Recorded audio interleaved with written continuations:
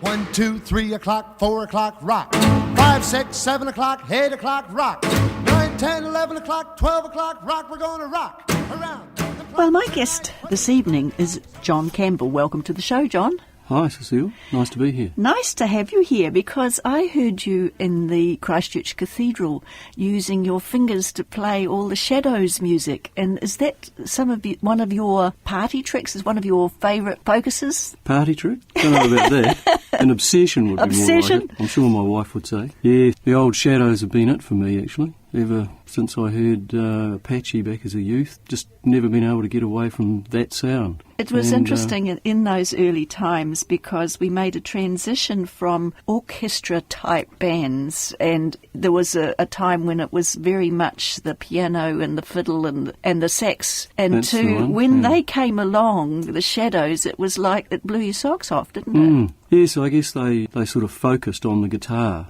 I mean, there'd been prior to that the Jorg and Ingmans and those kind of fellows, but the Shadows really brought it to the fore. I think it was the combination of Hank and his style and the echo box that just created that atmosphere of sound. And so many people, of course, have tried to copy it ever since. We first started with a band which Dion euphemistically called the Shamrocks. And because it was funny, we were talking to Johnny Parker last week. He was called the Sapphires. We were going to call ourselves the Sapphires. Right. Yes, and so we couldn't use that name because we both shared with flats in the same house, so we had to get another name. Okay. And Gentleman's Understanding. That was the one, yes. And Robin Hope was our guitarist, and he loved the Shadows, didn't he? So many. Yes, he was another one in favour of the Shadows, and he was really captured by them also. So I can imagine at the time, because the Shadows at that time had such a big impact, didn't they? Oh, absolutely. Yes, no question of it. And certainly for me. To see them with those moves that they had, it just absolutely was so sophisticated. We thought it's a bit frightening, really, because it's actually quite hard to do that,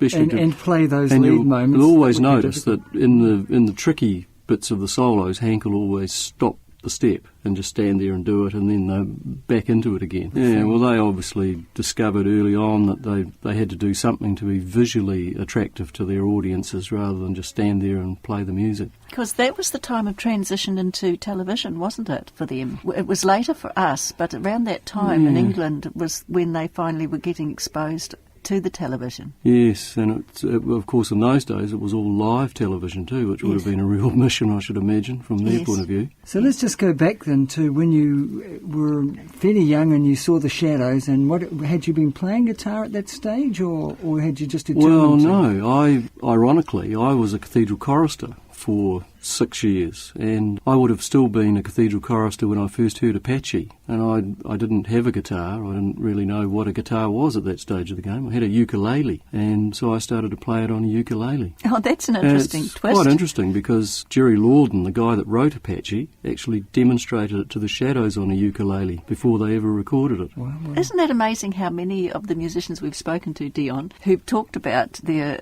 ukulele, and even I had one. Well, it seemed to be there were two things in Christchurch here that made you become a musician or an entertainer. One was having a ukulele and graduating to guitar, and the other was being an ice cream boy in Trevor King's theatres. Okay, well that's absolutely right, and I was talking to Ray Columbus about that the other night. He was a nibble nook boy at the Avon Theatre, and my mother was a cashier there. Oh, fascinating. So, yeah. A small town. I was looking for the picture, but I couldn't find it. Interesting. It is interesting. So when you saw the film or the tour when they came out here, did you? Or well, yes, I'd gone on to high school at that stage of the game, and I got in a lot of trouble with the music teacher at high school for wanting to go and see the Shadows. He just couldn't understand how anybody would want to go and see some 5-minute wonder guitar band when I could have been singing Hallelujah in the school choir or something like that. But I had to go to the Shadows, and I think probably time says that I was right, that it was a good thing to do. Yes, for you, what did that motivate you to do? Initially, it motivated me to get an electric guitar, and I did that. I bought a Futurama, which was an absolute shocker, and very quickly got rid of that once I'd seen the young ones, and I'd seen Hank playing his Fiesta Red Stratocaster and strutting away. And that was it? You were going to get one of those? I was dead, yes.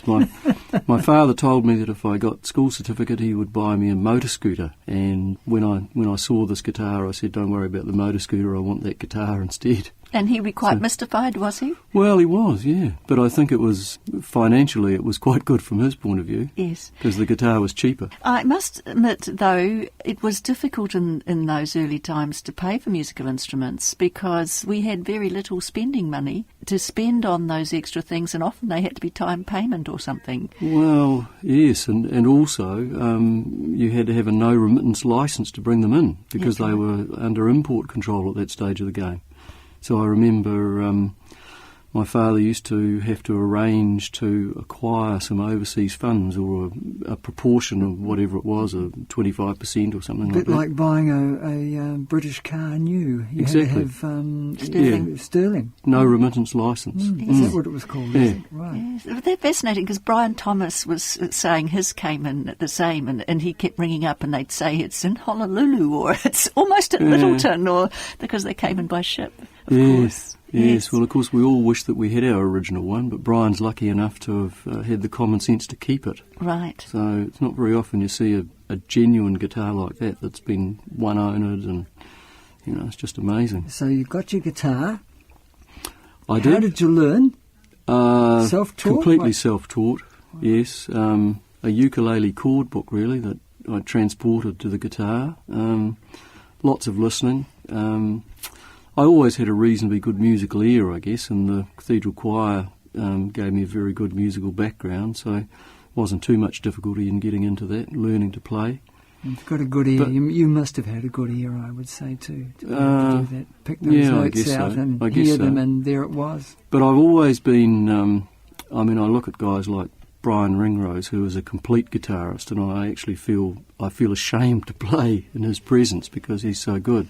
Well, I wouldn't let you say that because I listened to you play, and it's the joy that you bring to people when you're playing that's the important bit. And yes, there are people who are journeymen and know their trade backwards, but there are others who've got that little spark that can share it, and that's great. Yeah, well, I mean, it's a special application, so I mean, I feel very happy because I think what I do reasonably well, and I'm focused on that, and that's the joy of it. Well, I was delighted at the cathedral to hear the Shadows sound being played like the Shadows played it. It was great. Right. It really was. Thank you. It was. For Got that. a thrill from that. Yeah. Good Yes. sound. Now, when you finally got yourself to play, did you ever play in a band?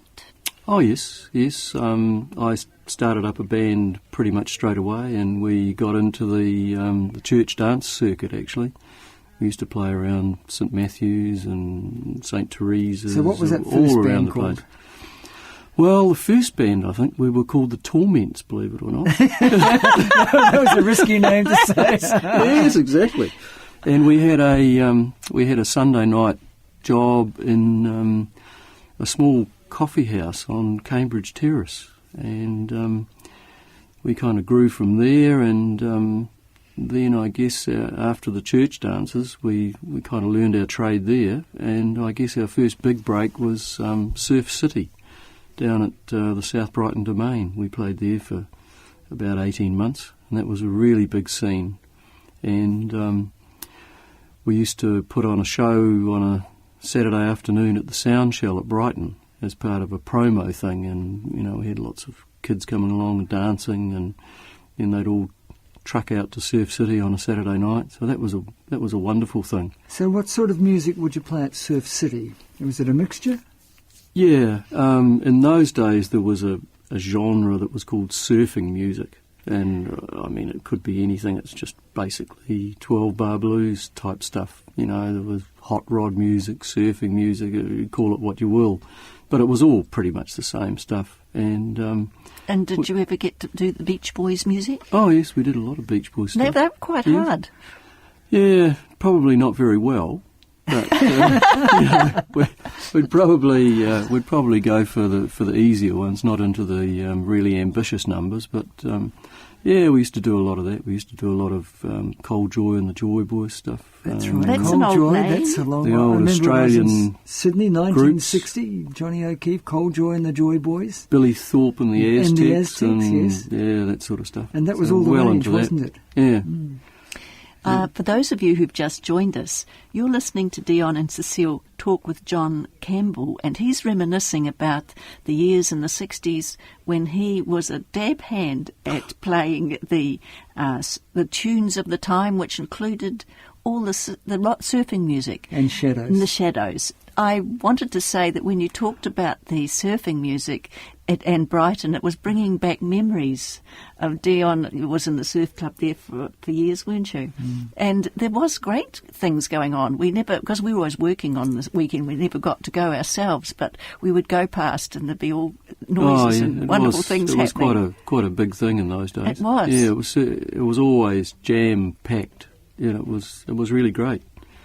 So we, as I said, we hung out there for perhaps 18 months, and then... were you still the Torments then, or were you something else? No, the Torments didn't last very long at all. Okay, but gave you a start. We rapidly became the Detours. And that's the big one. That's right. Yeah. Yes. Well, we stayed the Detours, and I can't remember. Who was in the band?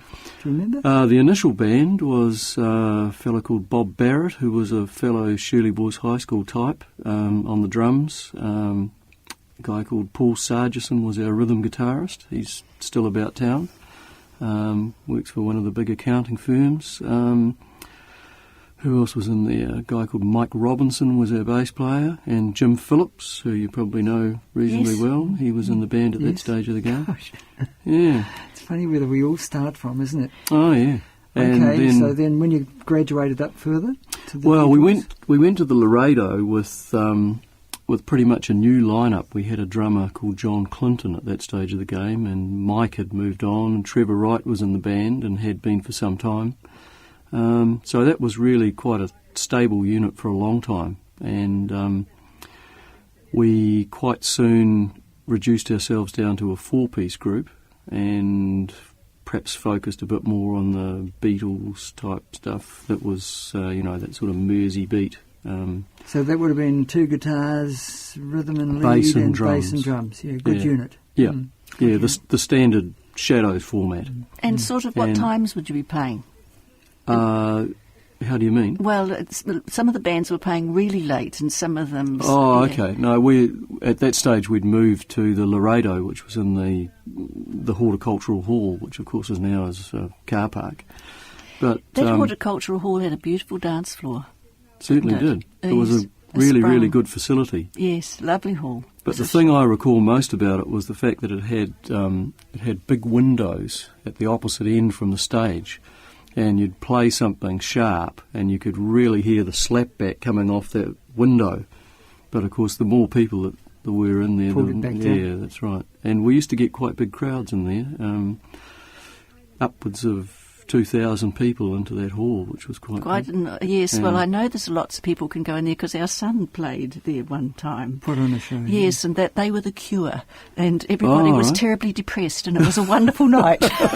So that's a great hall. Yeah. Yes. And we used to get pretty much all the visiting artists coming in and performing there. I think of Rochelle Vinson, Jim McNaught, Howard Morrison. Which is great. You're on the Quinn circuit then, Tikis, basically. John Hoare, Alison Durbin, Peter Poser, they were all sort of there, and the Librettos. Of course, we had a big night with them. Wasn't Peter Poser a big name? And he was for a long time, wasn't he? Yes. He was lucky enough to have quite a distinctive style, and if I recall, he'd focused on those Scottish and Irish medleys, which were quite intricate. Yes. And he had that sort of that quite strident guitar sound. With so he had his own brand on it, didn't he? He definitely did, yeah. But he played an acoustic guitar. I can't remember what brand it was. It was probably a Gretsch or something like that, or a big Gibson. But it was a big guitar as opposed to the solid body guitars that we were playing at the time. So are you still playing the same guitar? Still the Fender. Still the Fender. Yeah, it's hard to get away from it, unfortunately. Yes. Yeah. Dion liked Fenders, didn't you? Yes. Before we came on air, you mentioned your high point. Now, share that with us. Oh, the high point. The high point. Well, I guess if we did have a high point, it was opening up on the Rolling Stones show in '65, I think it was. I can well remember the doo-wah diddy-diddy. Ray Columbus was on the show, Roy Orbison, and there we were, standing up in front of a whole packed-out Theatre Royal, which was amazing. You'd got there. Well, I'd been at the pictures in the afternoon, and somebody had tracked me down and said, "Hey, Harry Miller wants you on the show tonight," or something. And That was how much notice? Yeah. Wow, that is scary. And I think it was actually Trevor King who jacked it up. And so, yeah, we got there, and I can remember Trevor playing through Bill Wyman's amplifier, and he wasn't all that happy about having some local yokel playing through it. Yes, unfortunately that happens, doesn't it? Yeah, but no, that was a great experience. What did you feel like when you were standing on the stage thinking that you were on a Rolling Stones concert? Nervous, I presume? Oh, I'm sure, absolutely and totally petrified. Yes, that's for sure. But the reviewer said at the time that the local band played with considerably more enthusiasm than musicianship, but we had our feet firmly implanted on the bottom rung or something like that. Oh, that so was wonderful. It wasn't too bad. Yeah, but we had a lot of fun. And of course in those days we were all dressed up in our suits and that was a thing of that time, wasn't it? Everybody did dress up. They had a look, and they... Except the Rolling Stones. Yes, well, they've never been like anyone else, have they? No. No. That would have been a good contrast for them, wouldn't it? Out come all the suit boys, and then out come the Rolling Stones. Quite different. Yeah. Can you imagine my shock when we met them and they were wearing makeup? Oh. Now that was... Yes, in those days that was a no-no, wasn't it? That was for us, really hard to sort out. As a New Zealand male, we would never do that. Yeah. Yes, well, I remember Ray Columbus saying that he had a bit of trouble at school because he used to do tap dancing and he'd have bits of lipstick left over, and so he got a terrible hard time. Yeah, I'm So, sure. yes, it wasn't quite the genre of New Zealand, was it? Mm. For those of you who've joined us, Dion and I are talking to John Campbell, who's sharing some of the wonderful times he's had as a musician and his high point of playing on the same concert as the Rolling Stones.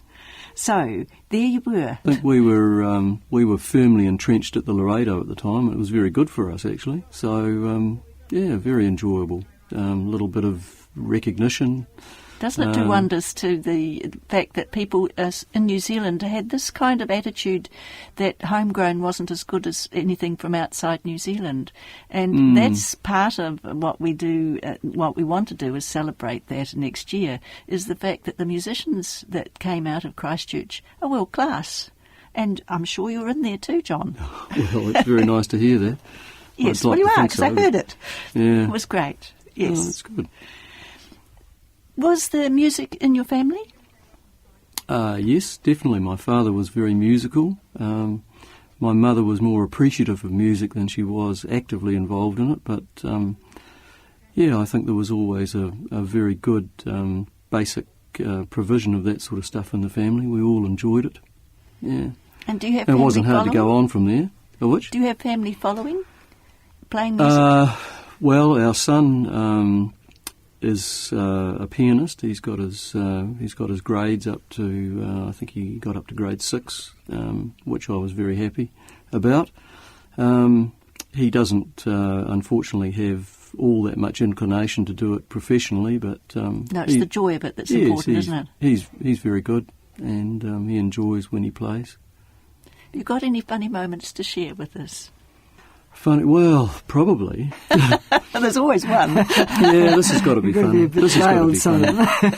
I mentioned before that Roy Orbison was on the Rolling Stones show, and we had played at a party after the Beach Boys show, which had been a little bit before the Beach Boys, Safaris, New Beats, and Joy Boys actually. And I'd met Roy Orbison at that party. And of course, when we were invited to play on the Rolling Stone show, I thought, "Wow, he's going to know who I am because I've met him before." So I went up to Roy Orbison that night and I said, "Hello, Roy, do you remember me?" And he said, "No." So